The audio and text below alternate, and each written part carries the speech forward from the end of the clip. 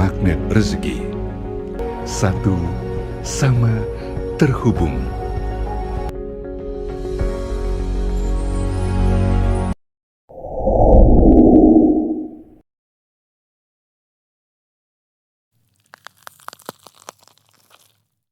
Apa sih perisai rezeki ya? Apa itu perisai rezeki? Ini adalah sebuah konsep yang saya sampaikan dalam ilmu magnet rezeki, bahwa seorang manusia ini ya, dia akan mendapatkan rezeki. Bahkan bukan akan, rezekinya datangnya dengan dipaksa ya. Dipaksa. Contohnya apa? Contohnya misalnya bernafas. Ya, bernafas ini datangnya dipaksa ya untuk datang kepada seorang manusia. Tapi ternyata ya ada yang namanya perisai ya. Perisai ini yang akhirnya menghalangi. Kalau dalam dunia nafas kita tahan nafas ya. Nah, kalau kita tahan nafas bagaimana perasaannya? Bagaimana rasanya? Tentunya rasanya nggak nyaman ya, nggak nikmat. Yang nikmat bagaimana? Ya biarkan aja itu si nafas itu datang. Begitu juga dengan rezeki. Rezeki itu bukan hanya uang, tapi juga kebahagiaan, optimisme, keharmonisan, kesehatan. Itu juga semua bagian dari rezeki. Nah, agar kita mendapatkan rezeki sederhana, buka saja ini si perisainya ya. Jadi sederhana, buka saja perisainya. Jadi perisai inilah yang menghalangi kita dari rezeki. Nah, Pak Nas, itu bukannya penghalang rezeki ya? Kenapa judulnya kok perisai? Perisai itu kan sepertinya bernuansa positif ya. Jadi seperti misalnya kalau kayak apa namanya? Kapten Amerika ya kan, dia kan punya perisai gitu kan. Nah, perisainya itu bermanfaat. Itu dia, manusia banyak merasa bahwa perisainya itu awalnya dianggap bermanfaat. Bermanfaat. Awalnya dianggap begini. Awalnya dianggap bermanfaat.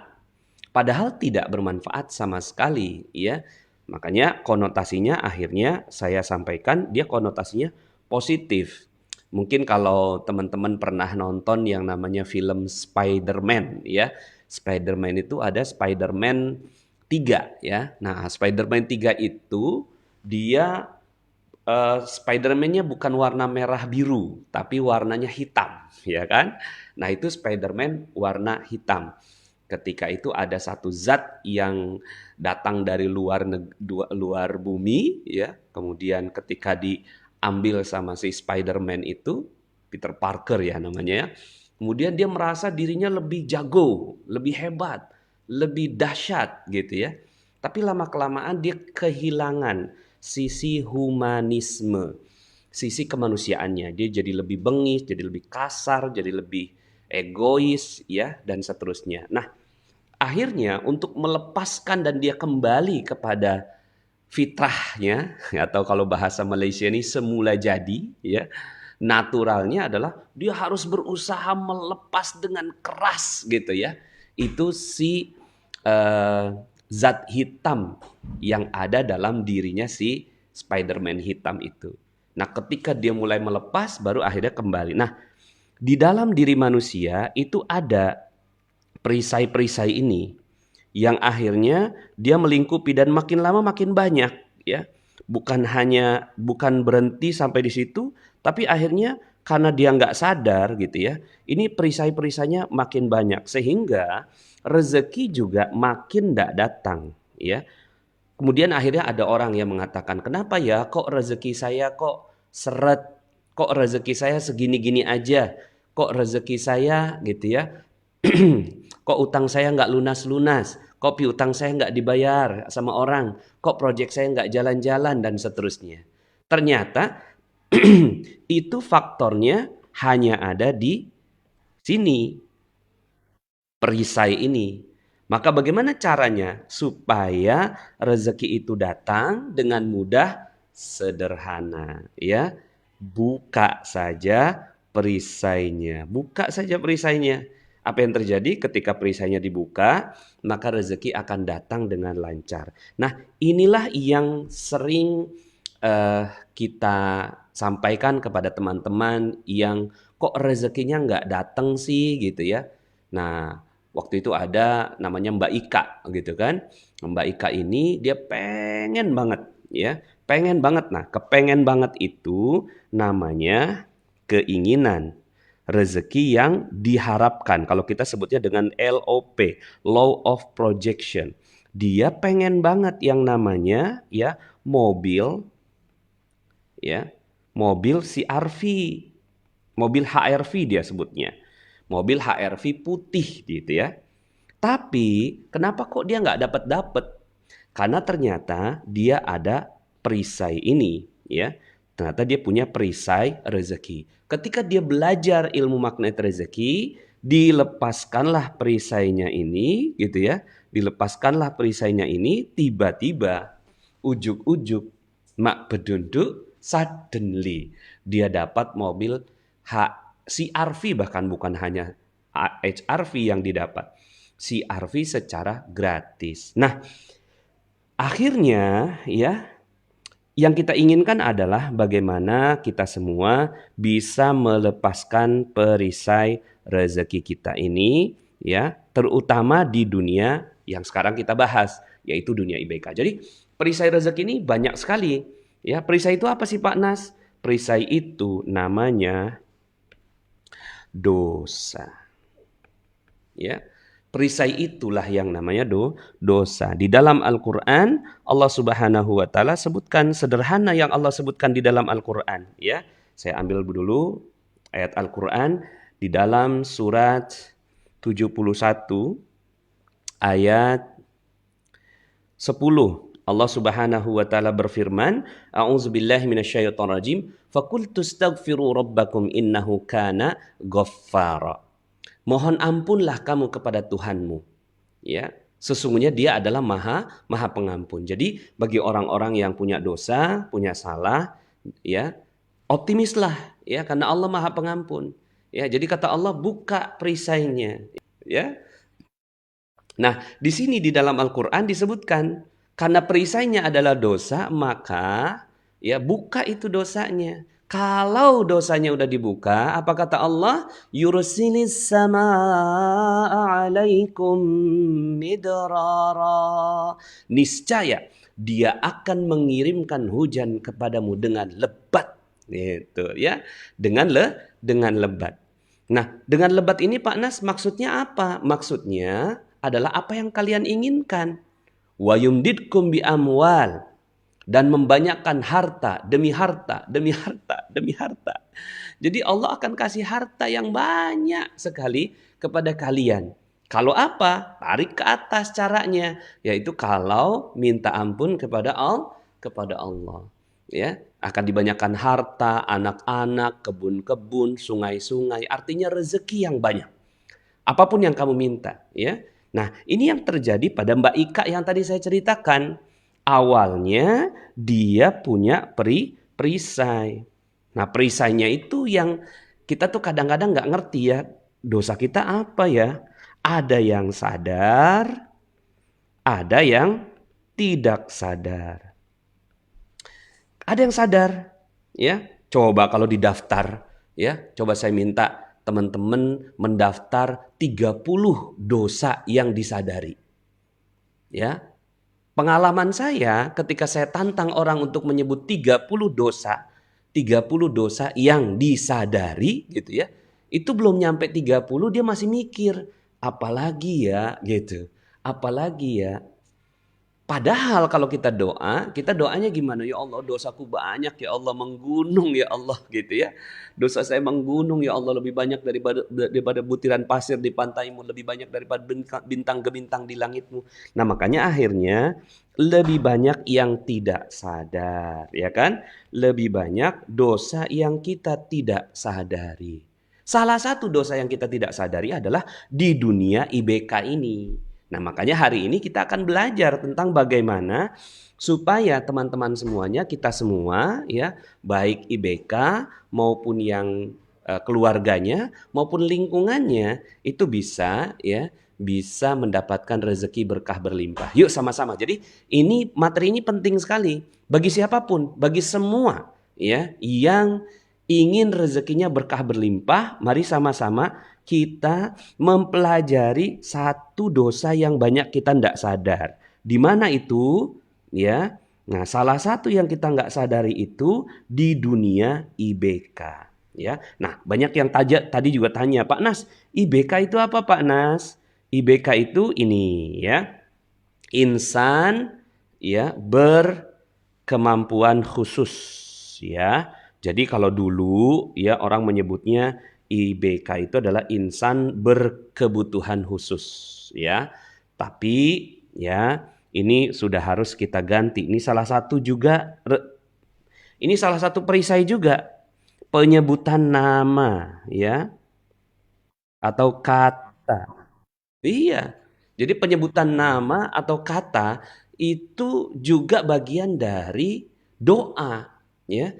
Kalau dikatakan insan berkebutuhan khusus, berarti orang ini dia perlu ada yang khusus. Padahal ya secara realita dia bukanlah orang yang berkebutuhan khusus. Bahkan sebaliknya, dia punya kemampuan khusus. Karena begini, di dalam Al-Quran Allah Subhanahu wa Ta'ala berfirman di dalam surat ya kita belajar lagi surat Al-Mulk ya.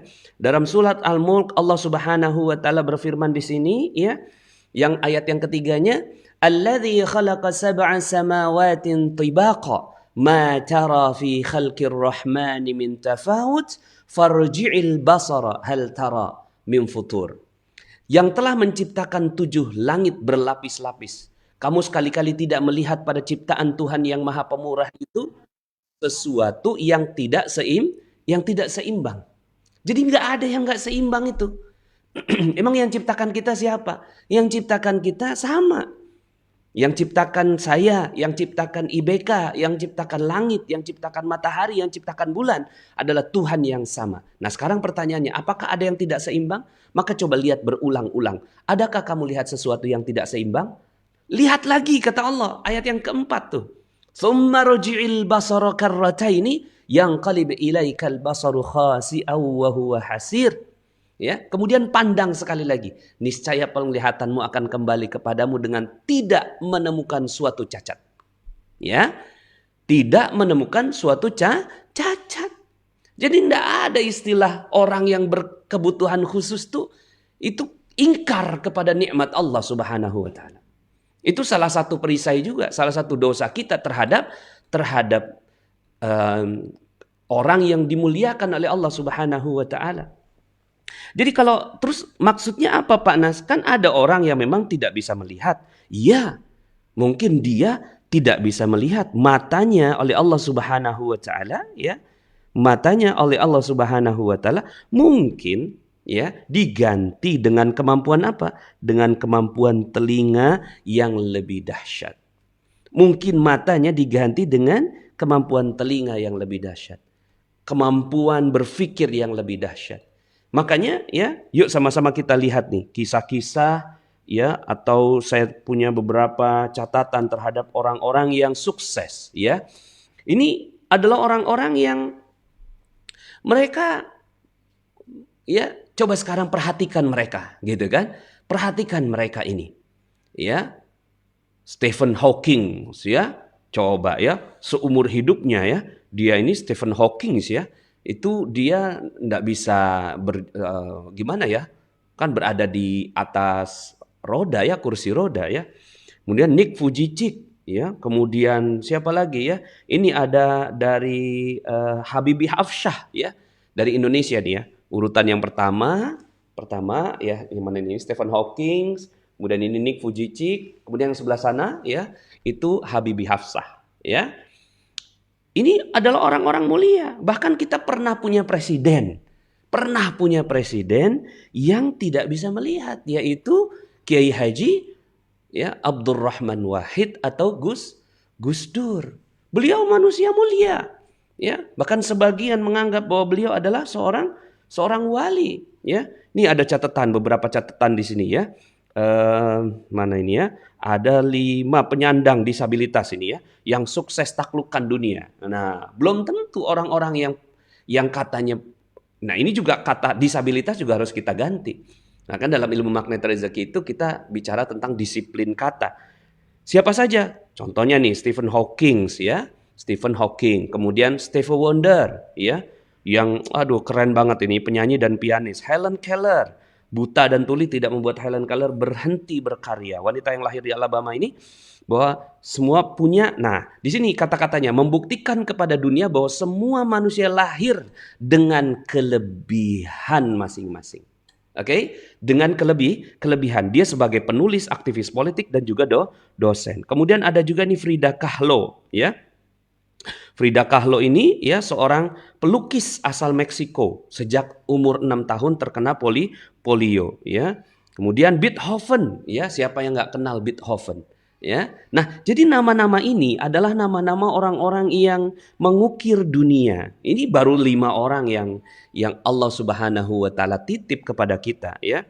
Sementara ya jumlahnya banyak sekali. Jadi kalau seandainya teman-teman mungkin nanti klik di Google successful difabel, ya, banyak sekali orang-orang yang sukses. Nah, maka yuk sama-sama kita mulai dari sekarang ya menyebut ini berkemampuan khusus. Ya, mereka adalah orang-orang yang punya kemampuan khusus yang diberikan oleh Allah Subhanahu wa taala. Tidak ada yang namanya orang cacat, tidak ada, ya. Tidak ada. Orang-orang yang menyebut cacat itu adalah bagian dari dosa. Maka kita buka perisainya, ya. Buka perisainya. Perisai ya bahwa semua sudah sempurna. Ya. Sempurna, sempurna, begitu ya. Sempurna sudah semua, ya. Nggak ada yang nggak sempurna, ya. Nggak ada yang nggak semuanya sudah sempurna. Nah, mungkin saya ada akhirnya, ya, satu jurus magnet rezeki itu yang saya buat judulnya cacat yang sempurna. Karena nggak ada yang cacat itu. Bahkan banyak orang yang menyebutkan bahwa saya mah begini. Akhirnya mental kita tuh sebenarnya mentalnya ya yang membuat diri jadi begini. Ya, bahkan orang normal sekalipun mengatakan saya nggak bisa, saya nggak mampu, saya cuma keluaran ya lulusan SD, saya ini cuma anak kampung, saya anak petani. Itu juga mental sebenarnya. Jadi kaitannya dengan mental inilah yang harus didobrak begitu, ya. Harus didobrak. Nabi Musa alaihissalam. Akhirnya Allah Subhanahu wa taala menyebutkan para nabinya, contoh-contoh nabinya yang sebagian orang menyebutnya sebagai cacat. Nabi Musa alaihissalam, lidahnya itu ya pernah oleh Firaun dikasih besi panas ya, saking nakalnya katanya, ya mungkin saya nggak tahu yang nakal anaknya apa bapaknya ya, dikasih besi panas ke lidahnya sehingga akhirnya Nabi Musa itu cadel ya. Kemudian bicara kehidupannya, dia pernah nggak sengaja nonjok orang, kemudian orangnya meninggal dunia, dia merasa banyak sekali salah, terus kemudian akhirnya dia keluar dari Mesir. Tapi subhanallah, dari kecacatan yang tadinya itu ya, dari yang kata orang itu cacat, kemudian Allah Subhanahu wa taala naikkan menjadi sempurna ya. Menjadi kesempurnaan ya. Jadi yuk sama-sama kita sekarang berbalik gitu ya untuk menyebut bahwa semua sudah sempurna. Ya, dan mari sama-sama kita optimalkan kesempurnaan ini. Bukan optimalkan lah, saya ganti ya. Maksimalkan kesempurnaan kita, ya. Maksimalkan kesempurnaan kita. Rezeki Allah Subhanahu wa taala sudah berlimpah begitu banyak, ya. Kemampuan juga Allah Subhanahu wa taala berikan dengan luar biasa. Maka yuk sama-sama kita maksimalkan. Nabi-nabinya itu banyak sekali kisah-kisah yang enggak sempurna. Hidup mereka nggak sempurna. Nabi Yusuf punya saudara yang nggak baik gitu kan, kemudian dia diceburkan ke sumur ya, kemudian dia ya dijual menjadi budak begitu ya, terus kemudian juga dipenjara. Ini kan nggak sempurna, ya nggak sempurna hidupnya Nabi Yusuf, tapi Masya Allah, setelah itu dinaikkan oleh Allah Subhanahu wa Ta'ala. Bagi teman-teman yang belum subscribe dan baru saja menemukan channel ini, silahkan subscribe. Insya Allah Anda akan mendapatkan materi-materi yang terbaik dari channel ini.